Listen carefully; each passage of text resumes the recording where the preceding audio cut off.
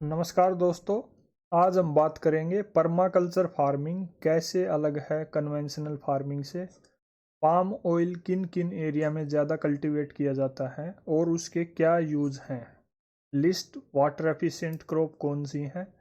Climate smart agriculture किस चीज़ को बोलेंगे। और रैपिड फाइनेंसिंग इंस्ट्रूमेंट और रैपिड क्रेडिट फैसिलिटी टर्म्स किस इंस्टीट्यूशन से रिलेटेड हैं। अगर आप इन सब चीज़ों को जानते हैं that is well and good. अगर आप नहीं जानते तो डिटेल से बिल्कुल सिंपल लैंग्वेज में आप इन सब को समझ पाएंगे इस वीडियो में। साथ के साथ आप अपना एमसीक्यू सॉल्विंग एप्टीट्यूड डेवलप कर पाएंगे जो आपकी मदद करेगा एक्सपेक्टेड और अनएक्सपेक्टेड क्वेश्चंस को सोल्व करने में। आर्ट ऑफ रिवर्स इंजीनियरिंग आपको कैपेबल बनाएगी किसी भी क्वेश्चन की ओरिजिन को ट्रेस करने में, जिससे आप ये जान पाएंगे कोई क्वेश्चन किस टॉपिक से पूछा गया है और उस टॉपिक को आपको कितना डेप्थ में कवर करना है जिससे आप क्वेश्चंस को सोल्व कर पाएँ।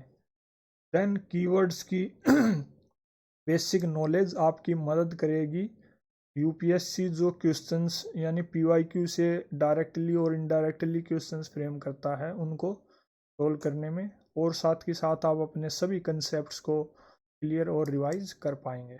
Let's start with questions. Number 1, how is permaculture farming different from conventional chemical farming. यानी परमाकल्चर फार्मिंग जो है वो कन्वेंशनल केमिकल फार्मिंग से कैसे अलग है। 4 पॉइंट दे रखे हैं, क्या है।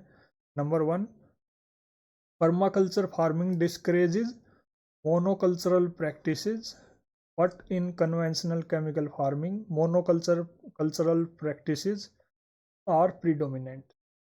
Second point है conventional chemical farming can cause increase in the soil salinity, but the occurrence of such phenomena is not observed in permaculture farming.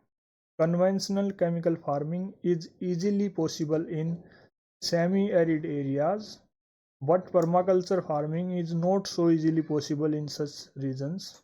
Number 4, practice of mulching is very important in permaculture farming, but not necessarily so in conventional chemical farming. Select the correct answer using the code given below. 1 and 3, 1, 2 and 4, 4 only, 2 and 3. इस point पे आप video को pause करें, question को फिर से पढ़ें, हर statement को समझने की ट्राई करें जो भी आपके पास एग्जिस्टिंग नॉलेज है।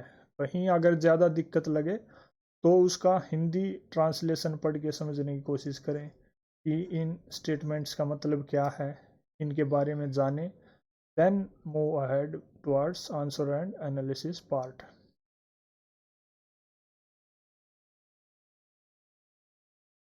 इस केस में करेक्ट आंसर इज बी, यानी first statement, second statement and fourth statement are correct, third is incorrect. इस क्वेश्चन को सोल्व करने के लिए आपको कुछ बेसिक नॉलेज होनी चाहिए। जैसे आपको ये पता होना चाहिए परमाकल्चर फार्मिंग किस चीज़ को बोलते हैं, कन्वेंशनल फार्मिंग किस चीज़ को बोलते हैं, मोनोकल्चर क्या होता है, सोइल सैलिनिटी से क्या मतलब है, सेमी एरिड रीजन्स कौन से होते हैं, और मल्चिंग किस चीज़ को बोलते हैं।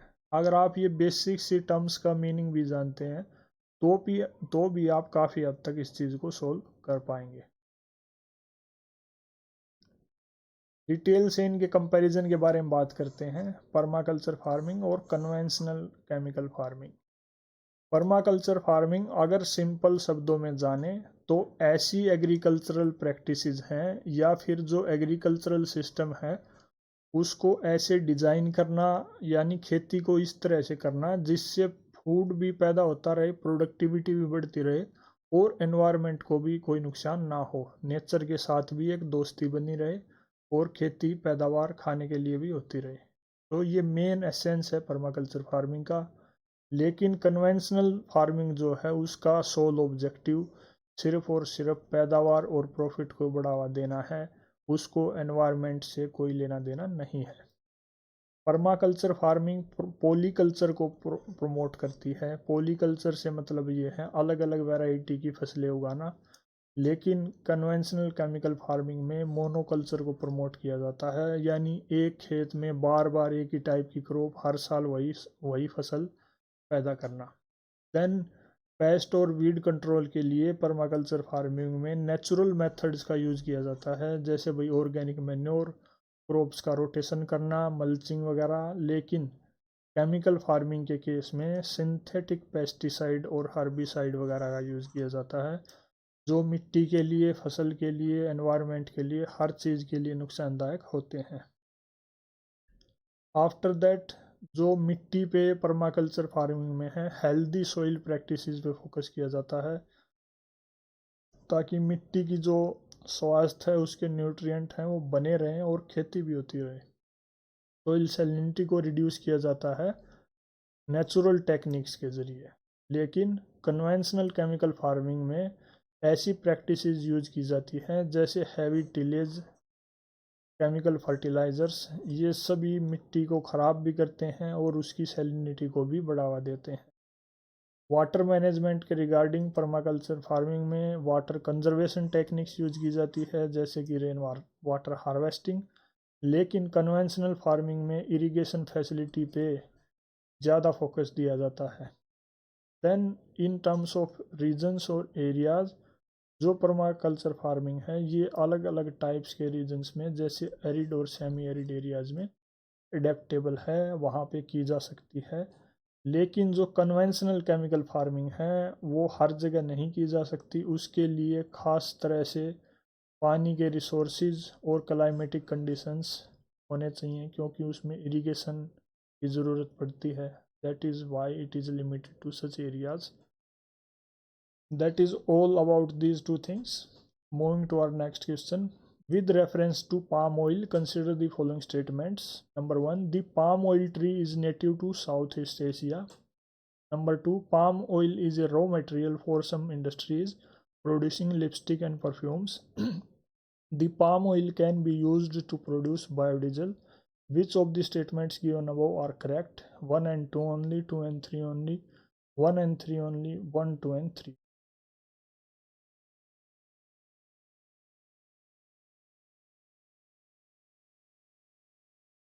In this case, correct answer is B. Second and third, palm oil के कंटेक्स्ट में सेकंड स्टेटमेंट ठीक है कि भाई ये as a raw material use होता है किस चीज़ में, जो भी लिपस्टिक परफ्यूम से रिलेटेड इंडस्ट्री है उनमें। Third is palm oil also use as to produce biodiesel. First statement is incorrect कि भाई palm oil tree is native to south east Asia. इसके बारे में कुछ और फैक्ट्स जानते हैं। पाम ऑयल क्या है? ये एक टाइप ऑफ वेजिटेबल ऑयल है, जो ऑयल पाम ट्री से, उसका जो फ्रूट होता है उससे बनाया जाता है। इसको मेनली ट्रॉपिकल एरियाज में ग्रो किया जाता है, ना कि सिर्फ साउथ ईस्ट एशिया में। ट्रॉपिकल एरियाज जैसे साउथ ईस्ट एशिया में इंडोनेशिया, मलेशिया, अफ्रीका में नाइजीरिया, साउथ अमेरिका में कोलंबिया। देन इसके लिए हॉट एंड ह्यूमिड क्लाइमेट की ज़रूरत होती है और बहुत ज़्यादा मात्रा में रेनफॉल की भी ज़रूरत होती है। नेक्स्ट इज़, इन चीज़ों में इसका यूज़ किया जाता है, यानी पाम ऑयल की एप्लीकेशंस कौन कौन सी हैं। मेनली ये दो टाइप से यूज़ किया जाता है। एक है फूड प्रोडक्ट्स, यानी खान पान से रिलेटेड प्रोडक्ट्स में, जैसे कुकिंग ऑयल है, प्रोसेस्ड फूड है। Second is non food product, जैसे कॉस्मेटिक, सोप्स, बायोफ्यूल वगैरह। मलेशिया और इंडोनेशिया इसके मेजर प्रोड्यूसर भी हैं और एक्सपोर्टर भी हैं। लेकिन कंज्यूमर के केस में इंडिया इसका सबसे ज़्यादा बड़ा कंज्यूमर है, उसके बाद चाइना और यूरोपियन यूनियन आते हैं। गवर्नमेंट ऑफ इंडिया ने national mission on oil seeds and oil palm एक इनिशिएटिव लिया है, जिससे पाम ऑयल का कल्टीवेशन बढ़ाया जा सके। ये इनिशिएटिव 2021 में सरकार ने लिया था और इसमें मेन फोकस किया जा रहा है नॉर्थ ईस्ट और अंडमान एंड निकोबार के जो एरियाज़ हैं वहाँ पे पाम ऑयल कल्टीवेशन ज़्यादा से ज़्यादा किया जाए।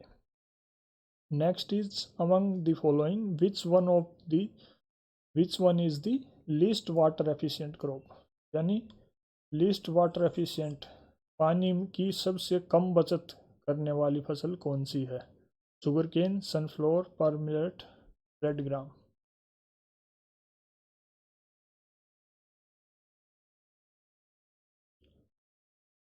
Simple factual question, sugar cane is the right answer. Sugar cane इन सभी में ऐसी फसल है जिसमें सबसे ज़्यादा पानी लगता है। इन सभी के बारे में डिटेल से देखते हैं, क्या क्या कौन से सीज़न में कौन सी फसल पैदा की जा सकती है, कैसा क्लाइमेट, टेम्परेचर, रेनफॉल या मिट्टी की ज़रूरत होती है। सीज़न के बारे में बात करें तो सनफ्लावर यूजुअली खरीफ, रबी, स्प्रिंग में ग्रो की जा सकती है। ये फोटो सेंसिटिव क्रॉप है। लेकिन पर्ल मिलेट, बाजरा खरीफ क्रॉप है, जैसे कि शुगर केन और रेड ग्राम है। क्लाइमेटिक कंडीशन में सनफ्लावर को टेम्परेट टू ट्रॉपिकल एरियाज में ग्रो किया जा सकता है, जैसे इंडिया के केस में कर्नाटका है, तेलंगाना है, महाराष्ट्र है। पर्ल मिलेट अरिड और सेमी एरिड एरियाज में ग्रो की जाती है, जैसे Rajasthan, UP, Gujarat. Then sugar cane के लिए ट्रॉपिकल और सब ट्रॉपिकल क्लाइमेट जैसे यूपी, महाराष्ट्र, कर्नाटका की ज़रूरत पड़ती है। एंड रेड ग्राम के लिए भी ट्रॉपिकल और सब ट्रॉपिकल जैसे मध्य प्रदेश, राजस्थान, महाराष्ट्र की ज़रूरत। टेम्परेचर के केस में अगर बात करें तो 15 से 30 डिग्री सेल्सियस टेम्परेचर बहुत रहता है सनफ्लावर के लिए। लेकिन बाजरा के लिए 20 से 30 डिग्री सेल्सियस टेम्परेचर होना चाहिए। और शुगर केन के लिए टेम्परेचर की जो रेंज है वो 21 से 27 डिग्री सेल्सियस होनी चाहिए। एंड फाइनली रेड ग्राम के लिए 20 से 30 डिग्री सेल्सियस टेम्परेचर होना चाहिए। एनुअल रेनफॉल की जब बात आती है तो सनफ्लावर के लिए 30 से 75 सेंटीमीटर रेनफॉल बहुत रहता है, यानी कम रेनफॉल की ज़रूरत पड़ती है, पानी की ज़रूरत कम पड़ती है। बाजरा के लिए भी ऐसा ही केस है, 45 से 50 सेंटीमीटर में ही हो जाता है। देन शुगर केन के लिए 75 से 100 सेंटीमीटर की ज़रूरत पड़ती है। एंड देन रेड ग्राम के लिए और भी कम पानी चाहिए होता है, 25 से 50 centimetre rainfall. So sugar cane is the least water efficient among these crops. Soil type सभी में लगभग सैंडी लोमी सॉइल जो वेल ड्रेन्ड हो उसकी ज़रूरत पड़ती है।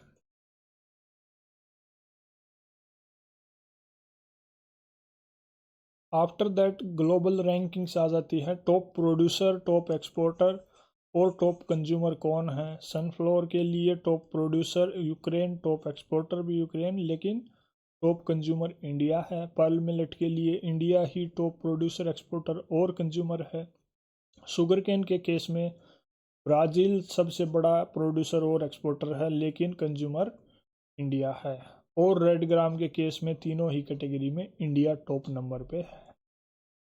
Next is in the context of India's preparation for climate smart agriculture, consider the following statements. Number 1, the climate smart village approach in India is a part of a project led by the Climate Change, Agriculture and Food Security, an international research program.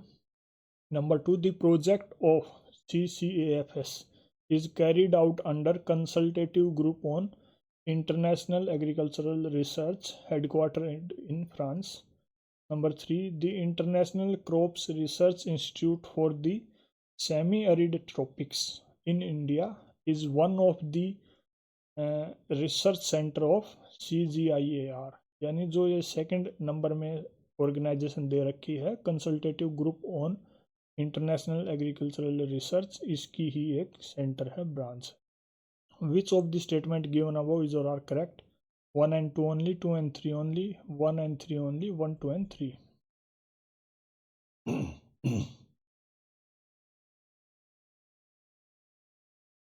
Here correct answer is D, यानी तीनों ही statement climate smart agriculture के context में ठीक है कि जो climate smart village की approach है इंडिया में वो एक पार्ट है climate change, agriculture and food security का, जो कि एक इंटरनेशनल रिसर्च प्रोग्राम है।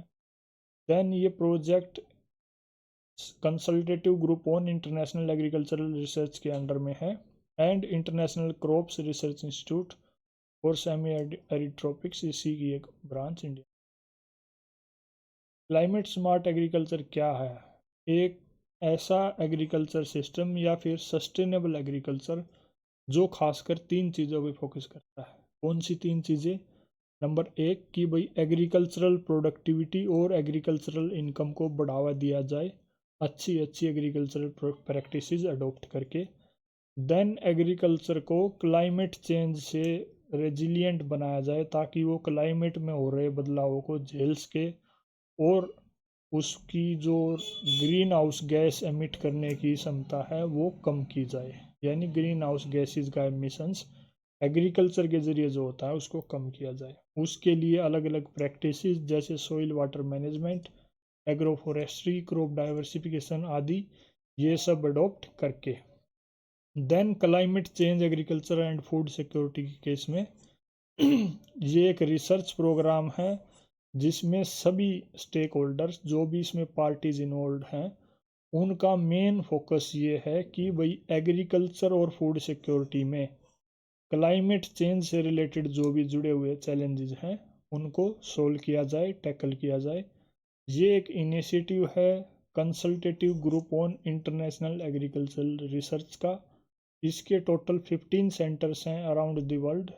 उनमें से एक centre that is international crops research institute for the semi arid tropics India में सेटअप किया गया था 1972 में। Rapid financing instrument and rapid credit facility are related to the provisions of lending by which one of the following: Asian Development Bank, International Monetary Fund, UN Environment Program Finance Initiative, World Bank.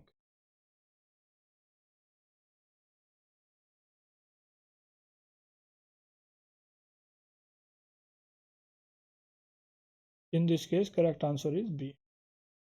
यानी जो rapid financing instrument है और rapid credit facility है, ये दोनों ही terms या फिर financing instruments international monetary fund से रिलेटेड हैं। इंटरनेशनल मॉनेटरी फंड के बारे में ऑलरेडी बात हो चुकी है लेक्चर 3 में भी, लेक्चर 6 में भी एंड लेक्चर 9 में भी। These are the two financing tools जो IMF यूज़ करता है। क्यों? ताकि जो भी कंट्रीज बैलेंस ऑफ पेमेंट की दिक्कत झेल रही हैं उनकी मदद की जा सके। इसके अलावा एक और टर्म जो यूज़ हो रखी है वो है UN environment programme finance initiative. ये एक पार्टनरशिप है किसके बीच में? UN एनवायरनमेंट प्रोग्राम और ग्लोबल फाइनेंसिंग सिस्टम के बीच में। क्यों? ताकि जो भी दुनिया भर में फाइनेंशियल डिसीजन मेकिंग है उसमें पर्यावरण, सोशल और गवर्नेंस से रिलेटेड मुद्दों को जोड़ा जा सके, यानी उनको ध्यान में रखकर फैसले लिए जाएं। After that it was launched in 1992 during Rio earth summit. Asian development bank के बारे में ऑलरेडी बात हो चुकी है एंड वर्ल्ड बैंक के बारे में भी बात हो चुकी है। That is all in this video. Thank you.